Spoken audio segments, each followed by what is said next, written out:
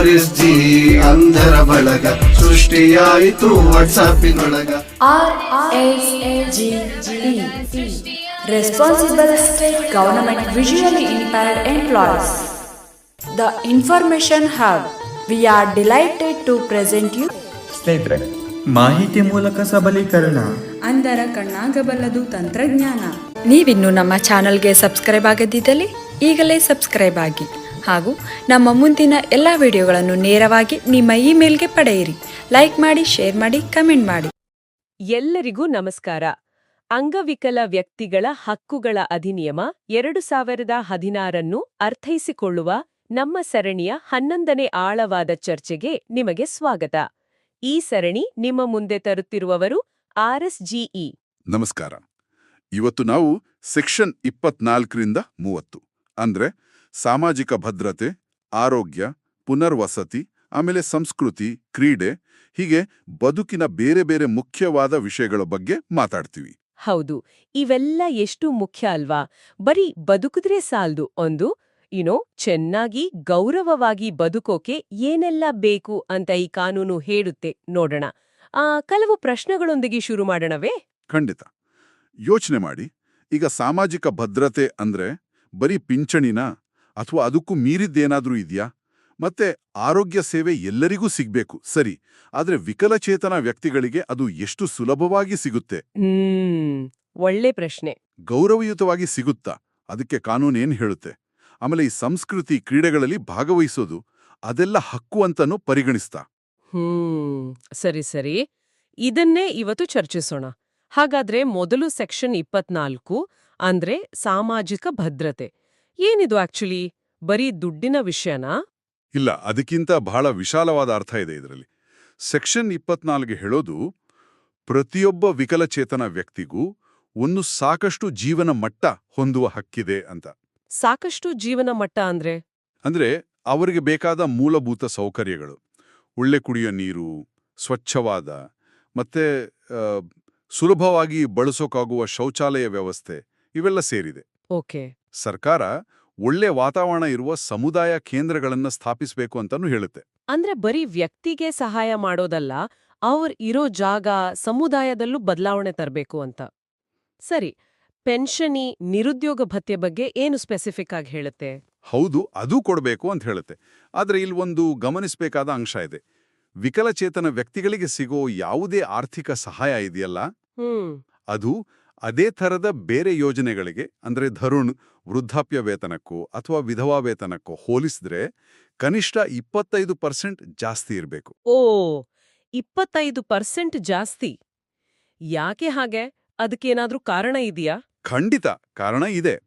ನೋಡಿ, ವಿಕಲಚೇತನತೆ ಇರೋದ್ರಿಂದ ಅವರಿಗೆ ಸಹಜವಾಗಿನೇ ಬೇರೆಯವರಿಗಿಂತ ಸ್ವಲ್ಪ ಹೆಚ್ಚುವರಿ ಖರ್ಚುಗಳಿರುತ್ತೆ. ಹೌದು, ನಿಜ. ಓಡಾಡೋಕ್ ಜಾಸ್ತಿ ಖರ್ಚಾಗ್ಬೋದು, ಕೆಲವರಿಗೆ ವಿಶೇಷ ಉಪಕರಣಗಳೇ ಬೇಕಾಗ್ಬೋದು, ಅಥವಾ ಬೇರೆಯವರ ಸಹಾಯ ಬೇಕಾಗ್ಬೋದು. ಈ ಎಲ್ಲ ಹೆಚ್ಚುವರಿ ಖರ್ಚುಗಳನ್ನ ಗಮನದಲ್ಲಿಟ್ಕೊಂಡು ಈ 25% ಹೆಚ್ಚು ಅನ್ನೋ ನಿಯಮ. ಇದು ದಾನ ಅಲ್ಲ, ಅವರ ಅಗತ್ಯಗಳಿಗಾಗಿ ಮಾಡಿರೋ ವ್ಯವಸ್ಥೆ. ಸರಿ, ಅರ್ಥ ಆಯ್ತು. ಉದಾಹರಣೆಗೆ 1200 ಇದ್ರೆ ಅವರಿಗೆ 1500 ಸಿಗ್ಬೇಕು. ಎಕ್ಸಾಕ್ಟ್ಲಿ. ಇದು ಅವರ ಹಕ್ಕು.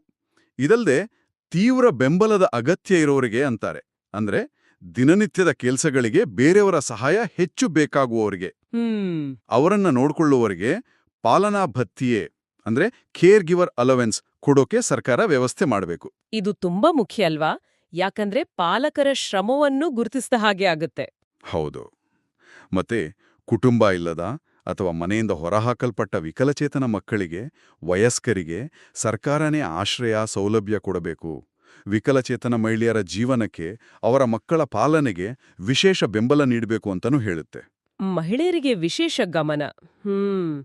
ಇನ್ನು ಬಡತನ ನಿವಾರಣೆ ಯೋಜನೆಗಳಲ್ಲಿ ಏನಾದ್ರೂ ಇದೆಯಾ? ಇದೆ. ಯಾವುದೇ ಬಡತನ ನಿವಾರಣೆ ಅಥವಾ ಅಭಿವೃದ್ಧಿ ಯೋಜನೆ ತಂದ್ರೂ ಅದರಲ್ಲಿ ಕನಿಷ್ಠ 5% ರಷ್ಟು ಅವಕಾಶಗಳನ್ನ ವಿಕಲಚೇತನ ವ್ಯಕ್ತಿಗಳಿಗೆ ಮೀಸಲಿಡಬೇಕು. ಓಕೆ, 5%. ಅಷ್ಟೇ ಅಲ್ಲ, ಆ 5% ಒಳಗಡೆನೂ ವಿಕಲಚೇತನ ಮಹಿಳೆಯರಿಗೆ ಮೊದಲ ಆದ್ಯತೆ ಕೊಡಬೇಕು. ಇದು ಬಹಳ ಮುಖ್ಯವಾದ ಅಂಶ. ಒಳಗೊಳ್ಳುವಿಕೆಗೆ, ಇನ್ಕ್ಲೂಷನ್, ಇದು ನಿಜವಾದ ಅರ್ಥ ಕೊಡುತ್ತೆ. ಸರಿ, ಈಗ ಆರೋಗ್ಯದ ಕಡೆ ಗಮನ ಹರಿಸೋಣ. ಸೆಕ್ಷನ್ 25 ಆರೋಗ್ಯದ ಹಕ್ಕನ್ನ ಈ ಕಾನೂನು ಹೇಗ್ ನೋಡುತ್ತೆ? ಸೆಕ್ಷನ್ 25 ಆರೋಗ್ಯದ ಬಗ್ಗೆ ಬಹಳ ವಿವರವಾಗಿ ಹೇಳುತ್ತೆ. ಮೊದಲನೇದಾಗಿ ಸರ್ಕಾರ ವಿಕಲಚೇತನ ವ್ಯಕ್ತಿಗಳಿಗೆ ಅವರ ಮನೆ ಹತ್ತಿರದಲ್ಲೇ ಉಚಿತವಾಗಿ ಆರೋಗ್ಯ ಸೇವೆ ಕೊಡಬೇಕು. ಉಚಿತವಾಗಿ ಹತ್ತಿರದಲ್ಲೇ ಇದು ದೊಡ್ಡ ವಿಷಯ ಅಲ್ವಾ? ಹೌದು, ಎಲ್ಲಾ ಸರ್ಕಾರಿ ಆಸ್ಪತ್ರೆಗಳು ಮಾತ್ರ ಅಲ್ಲ, ಖಾಸಗಿ ಆಸ್ಪತ್ರೆಗಳು ಸಹ ವಿಕಲಚೇತನ ವ್ಯಕ್ತಿಗಳಿಗೆ ತಡೆರಹಿತ ಪ್ರವೇಶ ಅಂದ್ರೆ ಬ್ಯಾರಿಯರ್ ಫ್ರೀ ಆಕ್ಸೆಸ್ ಕೊಡಬೇಕು. ಖಾಸಗಿ ಆಸ್ಪತ್ರೆಗಳು? ಹೌದು, ಮತ್ತೆ ಚಿಕಿತ್ಸೆಯಲ್ಲಿ ಆದ್ಯತೆನೂ ಕೊಡಬೇಕು. ಅಂದ್ರೆ ವೀಲ್ಚೇರ್ ಹೋಗೋ ಹಾಗೆ ರ್ಯಾಂಪ್ ಇರಬೇಕು, ಒಳಗಡೆ ಓಡಾಡಕ್ಕೆ ಜಾಗ ಇರಬೇಕು, ಶೌಚಾಲಯ ಸರಿ ಇರಬೇಕು, ಹೀಗೆ. ಒಂದ್ ವೇಳೆ ಖಾಸಗಿ ಆಸ್ಪತ್ರೆ ಇದಕ್ಕೆಲ್ಲ ಆಗಲ್ಲ ಅಂತ್ರೆ? ಕಾನೂನು ಪ್ರಕಾರ ಹಂಗೆ ಹೇಳೋ ಹಾಗಿಲ್ಲ. ಇದು ಅವರ ಜವಾಬ್ದಾರಿ. ಉಲ್ಲಂಘನೆ ಆದ್ರೆ ಕ್ರಮ ತಗೊಳ್ಳಬಹುದು. ಓಕೆ. ಇನ್ನೊಂದು ಮುಖ್ಯವಾದ ವಿಷಯ ಅಂದ್ರೆ ಅಪಾಯದಲ್ಲಿರುವ ಮಕ್ಕಳನ್ನ, ಅಂದ್ರೆ ವಿಕಲಚೇತನತೆ ಬರೋ ಸಾಧ್ಯತೆ ಇರೋ ಮಕ್ಕಳನ್ನ ಆದಷ್ಟು ಬೇಗ ಗುರುತಿಸೋಕೆ ನಿಯಮಿತವಾಗಿ ತಪಾಸಣೆ ಮಾಡಬೇಕು. ಹುಟ್ಟಿದ ನಂತರ ತಾಯಿ ಮಗುವಿನ ಆರೈಕೆ ಮಾಡಬೇಕು. ಅಂದ್ರೆ ಅರ್ಲಿ ಇಂಟರ್ವೆನ್ಷನ್ಸ್ ಬಗ್ಗೆ ಗಮನ ಇದೆ. ಸರಿ. ಆದ್ರೆ ಇದೆಲ್ಲ ಮಾಡೋಕೆ ಆರೋಗ್ಯ ಸಿಬ್ಬಂದಿಗೆ ಟ್ರೈನಿಂಗ್ ಬೇಕಲ್ಲ? ಅವರಿಗೆ ಗೊತ್ತಿಲ್ಲ ಅಂದ್ರೆ ಹೇಗೆ? ಕರೆಕ್ಟ್, ಅದನ್ನೇ ಕಾನೂನು ಹೇಳೋದು. PHC ಡಾಕ್ಟರ್ಗಳು, ಅಂಗನವಾಡಿ ಕಾರ್ಯಕರ್ತೆಯರು, ಆಶಾ ಕಾರ್ಯಕರ್ತೆಯರು ಇವರೆಲ್ಲರಿಗೂ ವಿಕಲಚೇತನತೆ ಬಗ್ಗೆ, ಅವರ ಹಕ್ಕುಗಳ ಬಗ್ಗೆ, ಅವರ ಜೊತೆ ಹೇಗೆ ನಡ್ಕೋಬೇಕು ಅಂತ ಕಡ್ಡಾಯವಾಗಿ ತರಬೇತಿ ಕೊಡಬೇಕು. ವಾವ್, ಇದು ನಿಜವಾಗ್ಲೂ ಅಗತ್ಯ ಇರೋದು. ಒಬ್ಬ ಅಂಗನವಾಡಿ ಟೀಚರ್ಗೆ ಒಂದು ಮಗುವಿನ ಬೆಳವಣಿಗೆಯಲ್ಲಿ ಏನೋ ವ್ಯತ್ಯಾಸ ಕಾಣಿಸಿದ್ರೆ ಅದನ್ನ ಬೇಗ ಗುರುತಿಸಿ ಸಹಾಯ ಮಾಡಕ್ಕಾಗುತ್ತೆ. ಖಂಡಿತ. ಅಷ್ಟೇ ಅಲ್ಲ, ಮೆಡಿಕಲ್ ಕಾಲೇಜ್, ನರ್ಸಿಂಗ್, ಫಿಸಿಯೋಥೆರಪಿ ಕೋರ್ಸ್ಗಳ ಸಿಲೆಬಸ್ನಲ್ಲೇ ವಿಕಲಚೇತನತೆ ಬಗ್ಗೆ ಪಾಠಗಳನ್ನ ಸೇರಿಸಬೇಕು ಅಂತನೂ ಹೇಳುತ್ತೆ. ಇದರಿಂದ ಭವಿಷ್ಯದ ಡಾಕ್ಟರ್ಗಳು, ನರ್ಸ್ಗಳಿಗೆ ಇದರ ಬಗ್ಗೆ ಅರಿವು ಮೂಡುತ್ತೆ. ಹೌದು, ಇದರ ಜೊತೆಗೆ ವಿಕಲಚೇತನ ಮಹಿಳೆಯರಿಗೆ ಲೈಂಗಿಕ, ಸಂತಾನೋತ್ಪತ್ತಿ ಆರೋಗ್ಯ ಸೇವೆ ಸಿಗೋ ಹಾಗೆ ಮಾಡಬೇಕು. ಪ್ರವಾಹ, ಭೂಕಂಪದಂತವ ಸಮಯದಲ್ಲಿ ವಿಶೇಷ ಗಮನ ಕೊಡಬೇಕು. ಮತ್ತೆ ವಿಕಲಚೇತನತೆ ತಡೆಯೋಕೆ ಏನೆಲ್ಲ ಮಾಡಬಹುದು ಅನ್ನೋದ್ರ ಬಗ್ಗೆ ಜನರಿಗೆ ತಿಳಿಸಬೇಕು. ತುಂಬಾ ವಿಷಯಗಳನ್ನ ಒಳಗೊಂಡಿದೆ ಈ ಸೆಕ್ಷನ್. ಈಗ ಸೆಕ್ಷನ್ 26 ವಿಮೆ ಬಗ್ಗೆ ಏನ್ ಹೇಳುತ್ತೆ? ಸೆಕ್ಷನ್ 26 ಹೇಳೋದು ಸರ್ಕಾರ ವಿಕಲಚೇತನ ವ್ಯಕ್ತಿಗಳಿಗಾಗಿಯೇ ಒಂದು ಸಮಗ್ರ ವಿಮಾ ಯೋಜನೆ ತರಬೇಕು ಅಂತ. ಸಮಗ್ರ ಅಂದ್ರೆ ಈಗಿರೋ ಯೋಜನೆಗಳಿಗಿಂತ ಭಿನ್ನವಾಗಿ ಹೇಗೆ? ಈಗ ಸ್ವಾವಲಂಬನ್ ಅಂತ ಕೆಲವು ಯೋಜನೆಗಳಿವೆ. ಆದರೆ ಅವು ಈ ಕಾನೂನು ಬರೋ ಮುಂಚಿನವು. ಬಹುಶಃ ಎಲ್ಲ 21 ವಿಕಲಚೇತನತೆಗಳನ್ನ ಕವರ್ ಮಾಡದಿರಬಹುದು. ಸಮಗ್ರ ಅಂದ್ರೆ ಆರೋಗ್ಯ ಮಾತ್ರ ಅಲ್ಲದೆ ಪುನರ್ವಸತಿ, ಸಹಾಯಕ ಉಪಕರಣಗಳು, ಹೀಗೆ ಬೇರೆ ಅಗತ್ಯಗಳಿಗೂ ಸಹಾಯ ಆಗೋ ಥರ ಒಂದು ವಿಸ್ತೃತವಾದ ಪಾಲಿಸಿ. ಇದು ಇನ್ನೂ ಪೂರ್ತಿಯಾಗಿ ಜಾರಿಗೆ ಬರಬೇಕಿದೆ ಅನ್ಸುತ್ತೆ. ಅದು ಬಂದ್ರೆ ದೊಡ್ಡ ಸಹಾಯ ಆಗತ್ತೆ. ಸರಿ, ಈಗ ಸೆಕ್ಷನ್ 27 ಪುನರ್ವಸತಿ, ರಿಹ್ಯಾಬಿಲಿಟೇಷನ್ ಅಂದ್ರೆ ಏನು? ಪುನರ್ವಸತಿ ಅಂದ್ರೆ ವಿಕಲಚೇತನ ವ್ಯಕ್ತಿಗಳು ತಮ್ಮ ದೈಹಿಕ, ಮಾನಸಿಕ, ಸಾಮಾಜಿಕ, ವೃತ್ತಿಪರ ಸಾಮರ್ಥ್ಯಗಳನ್ನ ಎಷ್ಟು ಸಾಧ್ಯವೋ ಅಷ್ಟು ಹೆಚ್ಚಿಸಿಕೊಂಡು ಅದನ್ನ ಉಳಿಸ್ಕೊಳ್ಳೋಕೆ ಸಹಾಯ ಮಾಡೋ ಒಂದು ಪ್ರಕ್ರಿಯೆ. ಸರ್ಕಾರ ಇದಕ್ಕಾಗಿ ಕಾರ್ಯಕ್ರಮಗಳನ್ನ ರೂಪಿಸಬೇಕು, ವಿಶೇಷವಾಗಿ ಆರೋಗ್ಯ, ಶಿಕ್ಷಣ, ಉದ್ಯೋಗ ಕ್ಷೇತ್ರಗಳಲ್ಲಿ. ಇದರಲ್ಲಿ ಹ್ಯಾಬಿಲಿಟೇಷನ್ ಅಂತಾನೂ ಇದೆಯಲ್ಲ? ಹೌದು, ಹ್ಯಾಬಿಲಿಟೇಷನ್ ಅಂದ್ರೆ ಹುಟ್ಟಿನಿಂದ ಅಥವಾ ಚಿಕ್ಕ ವಯಸ್ಸಲ್ಲೇ ವಿಕಲಚೇತನತೆ ಬಂದವರಿಗೆ ಜೀವನಕ್ಕೆ ಬೇಕಾದ ಕೌಶಲ್ಯಗಳನ್ನ ಮೊದಲ ಬಾರಿಗೆ ಕಲಿಯೋಕೆ ಸಹಾಯ ಮಾಡೋದು. ರಿಹ್ಯಾಬಿಲಿಟೇಷನ್ ಅಂದ್ರೆ ಆಮೇಲೆ ವಿಕಲಚೇತನತೆ ಬಂದವರು ಕಳೆದುಕೊಂಡ ಸಾಮರ್ಥ್ಯಗಳನ್ನ ಮತ್ತೆ ಪಡೆಯೋಕೆ ಅಥವಾ ಹೊಸ ಪರಿಸ್ಥಿತಿಗೆ ಹೊಂದಿಕೊಳ್ಳೋಕೆ ಸಹಾಯ ಮಾಡೋದು. ಎರಡಕ್ಕೂ ಸರ್ಕಾರ ಬೆಂಬಲ ಕೊಡಬೇಕು. ಇದನ್ನ ಸರ್ಕಾರ ಒಬ್ರೇ ಮಾಡಬೇಕಾ ಅಥವಾ ಬೇರೆಯವರ ಸಹಾಯ ತಗೋಬಹುದಾ? ಖಂಡಿತ ತಗೋಬಹುದು. ಈ ಕ್ಷೇತ್ರದಲ್ಲಿ ಕೆಲಸ ಮಾಡೋ NGOಗಳಿಗೆ ಸರ್ಕಾರ ಆರ್ಥಿಕ ಸಹಾಯ ಮಾಡಬಹುದು. ಅವರ ಜೊತೆ ಚರ್ಚಿಸಿ ನೀತಿಗಳನ್ನು ರೂಪಿಸಬೇಕು ಅಂತನೂ ಕಾನೂನಲ್ಲಿದೆ. ವಿಕಲಚೇತನರು ಸ್ವತಂತ್ರವಾಗಿ ಬದುಕೋಕೆ ಬೇಕಾದ ಟ್ರೈನಿಂಗ್, ಸಮಾಜದಲ್ಲಿ ಬೆರೆಯೋಕೆ ಸಹಾಯ, ಇದೆಲ್ಲವನ್ನೂ ಮಾಡಬೇಕು. ಎಲ್ಲಕ್ಕಿಂತ ಮುಖ್ಯವಾಗಿ ಅವರಿಗೆ ಬೇಕಾದ ಉಪಕರಣಗಳು, ಸಾಧನಗಳ ಬಗ್ಗೆ ಏನ್ ಹೇಳುತ್ತೆ? ವೀಲ್ಚೇರ್, ಶ್ರವಣ ಸಾಧನ ಇತ್ಯಾದಿ. ಇದು ಬಹಳ ಮುಖ್ಯ. ಸೆಕ್ಷನ್ 27 ಸ್ಪಷ್ಟವಾಗಿ ಹೇಳುತ್ತೆ, ಅಗತ್ಯ ಇರೋ ಈ ಥರದ ಸಹಾಯಕ ಸಾಧನಗಳನ್ನ ಏಡ್ಸ್ ಅಂಡ್ ಅಪ್ಲಯನ್ಸಸ್ ಸರ್ಕಾರ ಉಚಿತವಾಗಿ ಅಥವಾ ಕಡಿಮೆ ದರದಲ್ಲಿ ಕೊಡಬೇಕು. ಉಚಿತವಾಗಿ? ಹೌದು, ಅಥವಾ ಕೈಬಿಟ್ಕುವ ದರದಲ್ಲಿ. ಇದರ ಜೊತೆಗೆ ಬೇಕಾದ ಔಷಧಿಗಳು, ಡಯಾಗ್ನೋಸ್ಟಿಕ್ ಟೆಸ್ಟ್ಗಳು, ಸರಿಪಡಿಸೋ ಶಸ್ತ್ರಚಿಕಿತ್ಸೆಗಳು, ಕರೆಕ್ಟಿವ್ ಸರ್ಜರೀಸ್ ಇವನ್ನೂ ಇದೇ ರೀತಿ ಒದಗಿಸಬೇಕು. ಇದು ನಿಜವಾಗಿಲೂ ಜಾರಿಗೆ ಬಂದ್ರೆ ಎಷ್ಟೋ ಜನರ ಜೀವನ ಸುಲಭ ಆಗುತ್ತೆ. ಓಕೆ, ಮುಂದಿನ ಸೆಕ್ಷನ್ 28 ಸಂಶೋಧನೆ ಮತ್ತು ಅಭಿವೃದ್ಧಿ, R&D. ಹೌದು, ಹೊಸ ತಂತ್ರಜ್ಞಾನ, ಹೊಸ ವಿಧಾನಗಳು ಬರ್ತಾನೇ ಇರುತ್ತೆ. ಸೆಕ್ಷನ್ 28 ಹೇಳೋದು ಸರ್ಕಾರ ವಿಕಲಚೇತನ ವ್ಯಕ್ತಿಗಳ ಪುನರ್ವಸತಿಗೆ ಸಂಬಂಧಪಟ್ಟ ಹಾಗೆ ಸಂಶೋಧನೆ ಮತ್ತು ಅಭಿವೃದ್ಧಿಯನ್ನ ಪ್ರೋತ್ಸಾಹಿಸಬೇಕು ಅಂತ. ಅಂದ್ರೆ ಉದಾಹರಣೆಗೆ ಕಡಿಮೆ ಖರ್ಚಲ್ಲಿ ನಮ್ಮಲ್ಲೇ ಸಿಗೋ ವಸ್ತುಗಳನ್ನ ಬಳಸಿ ಒಳ್ಳೆ ಕ್ವಾಲಿಟಿಯ ವೀಲ್ಚೇರ್ ಹೇಗೆ ಮಾಡಬಹುದು, ಅಥವಾ ಹೊಸ ರೀತಿಯ ಕೃತಕ ಕಾಲು ಕೈಗಳನ್ನ ಹೇಗೆ ಅಭಿವೃದ್ಧಿಪಡಿಸಬಹುದು, ಪುನರ್ವಸತಿ ಪ್ರಕ್ರಿಯೆಯನ್ನ ಇನ್ನೂ ಎಫೆಕ್ಟಿವ್ ಆಗಿ ಹೇಗೆ ಮಾಡಬಹುದು, ಈ ತರಹದ ಸಂಶೋಧನೆಗಳಿಗೆ ಸರ್ಕಾರ ಬೆಂಬಲ ಕೊಡಬೇಕು. ಅರ್ಥ ಆಯ್ತು. ಭವಿಷ್ಯದ ದೃಷ್ಟಿಯಿಂದ ಇದು ಮುಖ್ಯ. ಈಗ ಸೆಕ್ಷನ್ 29ಕ್ಕೆ ಬರೋಣ. ಸಂಸ್ಕೃತಿ ಮತ್ತು ಮನೋರಂಜನೆ. ಜೀವನ ಅಂದ್ರೆ ಬರೀ ಕೆಲ್ಸ, ಆರೋಗ್ಯ ಅಷ್ಟೇ ಅಲ್ಲ ಅಲ್ವಾ? ಖುಷಿ, ಕಲೆ, ಆಟ ಎಲ್ಲವೂ ಬೇಕು. ಖಂಡಿತ ಬೇಕು. ಸೆಕ್ಷನ್ 29 ಇದೇ ಹಕ್ಕಿನ ಬಗ್ಗೆ ಮಾತಾಡುತ್ತೆ. ವಿಕಲಚೇತನ ವ್ಯಕ್ತಿಗಳಿಗೂ ಸಾಂಸ್ಕೃತಿಕ ಜೀವನದಲ್ಲಿ ಭಾಗವಹಿಸೋಕೆ, ಮನೋರಂಜನೆ ಪಡೆಯೋಕೆ ಪೂರ್ತಿ ಹಕ್ಕಿದೆ ಅಂತ ಹೇಳುತ್ತೆ.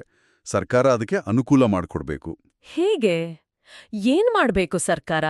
ಕೆಲವು ನಿರ್ದಿಷ್ಟ ಕ್ರಮಗಳನ್ನ ಹೇಳಿದೆ. ಒಂದು, ಸಾಂಸ್ಕೃತಿಕ ಕಾರ್ಯಕ್ರಮಗಳು, ಪುಸ್ತಕಗಳು, ಕಲಾಕೃತಿಗಳು ಇವೆಲ್ಲ ವಿಕಲಚೇತನರಿಗೆ ಸುಲಭವಾಗಿ ಅರ್ಥ ಆಗೋ ಸ್ವರೂಪದಲ್ಲಿ ಸಿಗಬೇಕು. Accessible formats. ಉದಾಹರಣೆಗೆ ಲೈಬ್ರರಿಗಳಲ್ಲಿ ಬ್ರೇಲ್ ಪುಸ್ತಕ, ಆಡಿಯೋ ಬುಕ್ಸ್ ಇಡೋದು, ವೆಬ್ಸೈಟ್ಸ್ಗಳು ಸ್ಕ್ರೀನ್ ರೀಡರ್ ಫ್ರೆಂಡ್ಲಿ ಆಗಿರೋದು.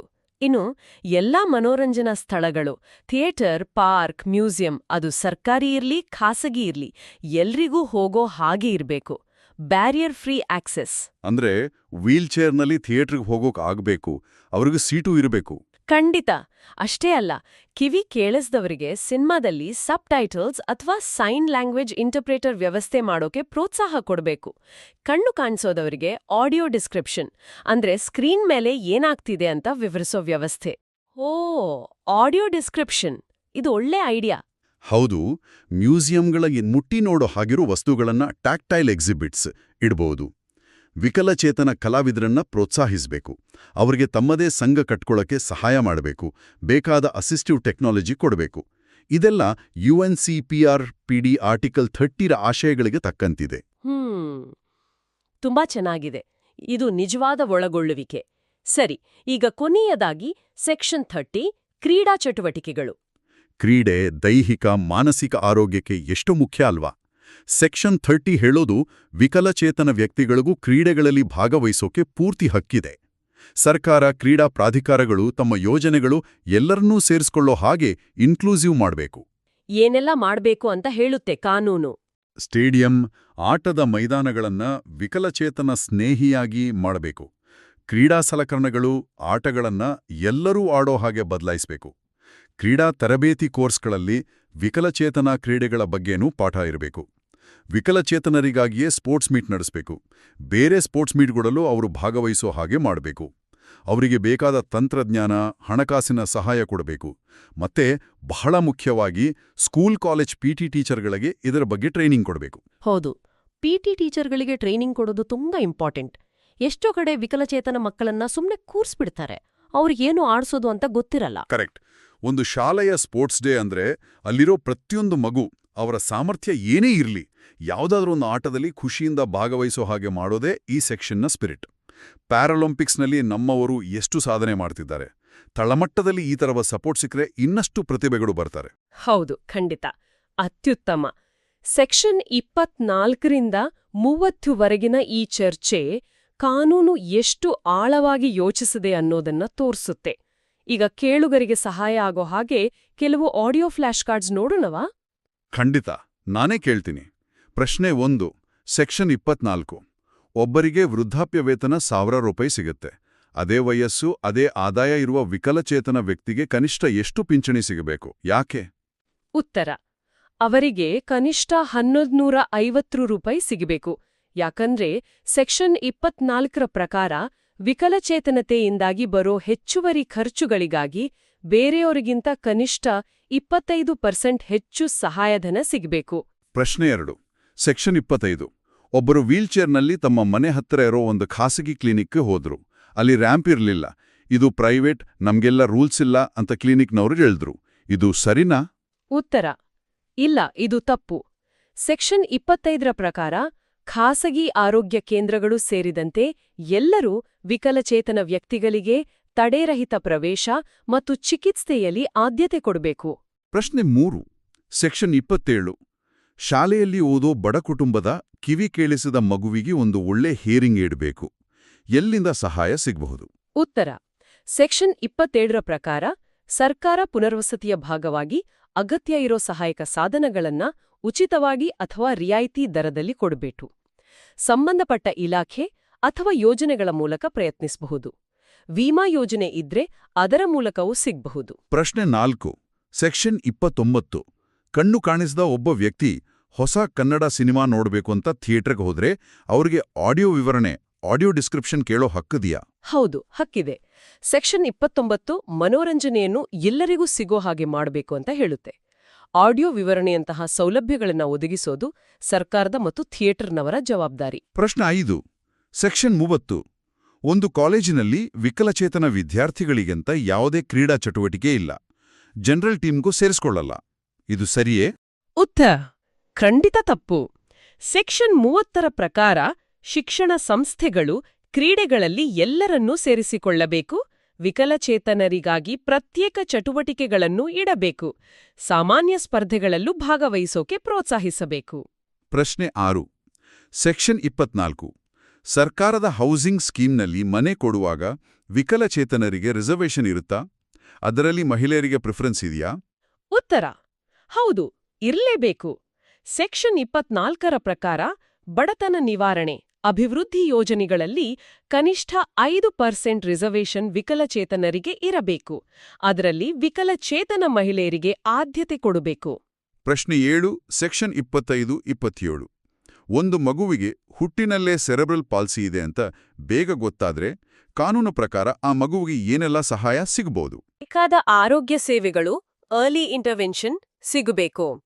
ಸೆಕ್ಷನ್ 27ರ ಪ್ರಕಾರ ಆ ಮಗುವಿನ ಸಾಮರ್ಥ್ಯ ಹೆಚ್ಚಿಸೋಕೆ ಬೇಕಾದ ಹ್ಯಾಬಿಲಿಟೇಷನ್ ಸೇವೆಗಳು, ಅಂದ್ರೆ ಫಿಸಿಯೋಥೆರಪಿ, ಸ್ಪೀಚ್ ಥೆರಪಿ, ಮತ್ತೆ ಬೇಕಾದ್ರೆ ಸಹಾಯಕ ಸಾಧನಗಳು ಉಚಿತವಾಗಿ ಅಥವಾ ರಿಯಾಯಿತಿ ದರದಲ್ಲಿ ಸಿಗ್ಬೇಕು. ಹಾಗಾದ್ರೆ ಇವತ್ತು ನಾವು ಮಾತಾಡಿದ ಈ ಸೆಕ್ಷನ್ಗಳು 24ರಿಂದ 30 ಕೇವಲ ಬದುಕೋದಕ್ಕೆ ಬೇಕಾದ ಕನಿಷ್ಠ ಅಗತ್ಯಗಳ ಬಗ್ಗೆ ಮಾತ್ರ ಮಾತಾಡಲ್ಲ, ಬದಲಾಗಿ ವಿಕಲಚೇತನ ವ್ಯಕ್ತಿಗಳು ಸಮಾಜದಲ್ಲಿ ಎಲ್ಲರ ಹಾಗೆ ಪೂರ್ತಿಯಾಗಿ ಆಕ್ಟಿವ್ ಆಗಿ ಒಂದು ಗೌರವದಿಂದ ಬದುಕೋಕೆ ಬೇಕಾದ ಎಲ್ಲಾ ಸಪೋರ್ಟ್ ಬಗ್ಗೆನೂ ಹೇಳುತ್ತೆ ಅಲ್ವಾ? ಸಾಮಾಜಿಕ ಭದ್ರತೆ, ಆರೋಗ್ಯದಿಂದ ಹಿಡಿದು ಸಂಸ್ಕೃತಿ, ಕ್ರೀಡೆಗಳವರೆಗೂ. ಹೌದು, ನೀವು ಹೇಳಿದ್ದು ತುಂಬಾ ಸರಿ. ಇಲ್ಲಿ ನಾವು ಗಮನಿಸಬೇಕಾದ ಮುಖ್ಯ ವಿಷಯ ಅಂದ್ರೆ ಈ ಕಾನೂನು ವಿಕಲಚೇತನತೆಯನ್ನ ಕೇವಲ ಒಂದು ಮೆಡಿಕಲ್ ಕಂಡೀಷನ್ ಆಗಿ ನೋಡಲ್ಲ, ಅದೊಂದು ಮಾನವ ಹಕ್ಕುಗಳ ವಿಷಯ ಅಂತ ನೋಡುತ್ತೆ. ಇಲ್ಲಿ ಸಿಗೋ ಸೌಲಭ್ಯಗಳು ಸಹಾಯ ಅಲ್ಲ, ಚಾರಿಟಿ ಅಲ್ಲ, ಅವು ವಿಕಲಚೇತನ ವ್ಯಕ್ತಿಗಳ ಹಕ್ಕುಗಳು. ಈ ಹಕ್ಕು ಆಧಾರಿತ ದೃಷ್ಟಿಕೋನವೇ ಈ ಕಾನೂನಿನ ಜೀವಾಳ. ನೋಡಿ, ಈ ಹಕ್ಕುಗಳೆಲ್ಲ ಕಾನೂನು ಪುಸ್ತಕದಲ್ಲಿ ಓದೋಕೆ ಎಷ್ಟು ಚೆನ್ನಾಗಿವೆ ಅಲ್ವಾ? ಆದರೆ ಒಂದು ನಿಮಿಷ ಯೋಚನಿಸೋಣ. ನಮ್ಮ ಮನೆ ಹತ್ರ ಇರೋ ಸರ್ಕಾರಿ ಆಸ್ಪತ್ರೆಗೆ ಒಬ್ರು ವೀಲ್ಚೇರ್ನಲ್ಲಿ ಸುಲಭವಾಗಿ ಹೋಗಿ ಬರೋಕೆ ಆಗತ್ತಾ? ಅಲ್ಲಿನ ನರ್ಸ್, ಡಾಕ್ಟರ್ ಅವರ ಜೊತೆ ಸ್ವಲ್ಪ ಕಾಳಜಿಯಿಂದ ಮಾತಾಡ್ತಾರಾ? ನಮ್ಮೂರಲ್ಲಿರೋ ಲೈಬ್ರರಿಯಲ್ಲಿ ಬ್ರೈಲ್ ಪುಸ್ತಕ ಇದೆಯಾ? ಶಾಲೆಯ ಆಟದ ಮೈದಾನದಲ್ಲಿ ಎಲ್ಲಾ ಮಕ್ಕಳು ಆಡೋಕೆ ಅವಕಾಶ ಇದೆಯಾ? ಈ ಕಾನೂನು ಬಂದು ಎಷ್ಟೋ ವರ್ಷ ಆಯಿತು, ಆದರೂ ಇವತ್ತಿಗೂ ಈ ಪ್ರಶ್ನೆಗಳಿಗೆ ಉತ್ತರ ಎಷ್ಟೋ ಕಡೆ ಇಲ್ಲ ಅಂತಾನೆ ಬರುತ್ತೆ. ಯಾಕೀಗೆ? ಈ ಹಕ್ಕುಗಳು ಕೇವಲ ಕಾಗದದ ಮೇಲೆ ಉಳಿಯದೆ ನಿಜ ಜೀವನದಲ್ಲಿ ಪ್ರತಿಯೊಬ್ಬರಿಗೂ ಸಿಗೋ ಹಾಗೆ ಮಾಡೋಕೆ ನಮ್ಮೆಲ್ಲರ ಪಾತ್ರವೇನು? ಮುಂದಿನ ಸಲ ನಾವು ಹೊರಗಡೆ ಹೋದಾಗ ಈ ಸೌಲಭ್ಯಗಳು ಇವೆಯಾ ಇಲ್ವಾ ಅಂತ ನೋಡೋದು, ಕೇಳೋದು, ಅದರಿಂದ ಏನಾದ್ರೂ ಬದಲಾವಣೆ ಶುರುವಾಗ್ಬೋದಾ? ಖಂಡಿತ. ಇದು ನಾವೆಲ್ಲರೂ ಯೋಚಿಸಬೇಕಾದ ವಿಷಯ. ಈ ಕಾಯ್ದೆಯ ಇನ್ನು ಕೆಲವು ಮಹತ್ವದ ವಿಭಾಗಗಳು, ವಿಶೇಷವಾಗಿ ಶಿಕ್ಷಣ ಮತ್ತು ಉದ್ಯೋಗಕ್ಕೆ ಸಂಬಂಧಪಟ್ಟ ಹಾಗೆ ಮುಂದಿನ ಚರ್ಚೆಯಲ್ಲಿ ನೋಡೋಣ. ಈ ಸರಣಿಯನ್ನು ನಿಮ್ಮ ಮುಂದೆ ತರಲು ಸಹಕರಿಸಿದ ಆರ್ಎಸ್ಜಿಇ ಆಡಳಿತ ತಂಡಕ್ಕೆ ನಮ್ಮ ಧನ್ಯವಾದಗಳು. ಆರ್ಎಸ್ಜಿಇಯ ವಾಟ್ಸಾಪ್ ಕಮ್ಯುನಿಟಿಗೆ ಸೇರಬೇಕು ಅಂದ್ರೆ 9060720937 ಈ ನಂಬರ್ಗೆ ಮೆಸೇಜ್ ಮಾಡಬಹುದು. ಮತ್ತೆ ನೆನ್ಪಿಡಿ, ಈ ಚರ್ಚೆಗಳು ಕಾನೂನನ್ನ ಅರ್ಥ ಮಾಡ್ಕೊಳ್ಳೋಕೆ ಒಂದು ದಾರಿಯಷ್ಟೇ. ದಯವಿಟ್ಟು ಅಂಗವಿಕಲ ವ್ಯಕ್ತಿಗಳ ಹಕ್ಕುಗಳ ಅಧಿನಿಯಮ 2016ರ ಮೂಲ ಪ್ರತಿಯನ್ನು ಓದಿ. ಜ್ಞಾನವೇ ದೊಡ್ಡ ಶಕ್ತಿ. ಮುಂದಿನ ಚರ್ಚೆಯಲ್ಲಿ ಮತ್ತೆ ಸಿಗೋಣ. ನಮಸ್ಕಾರ.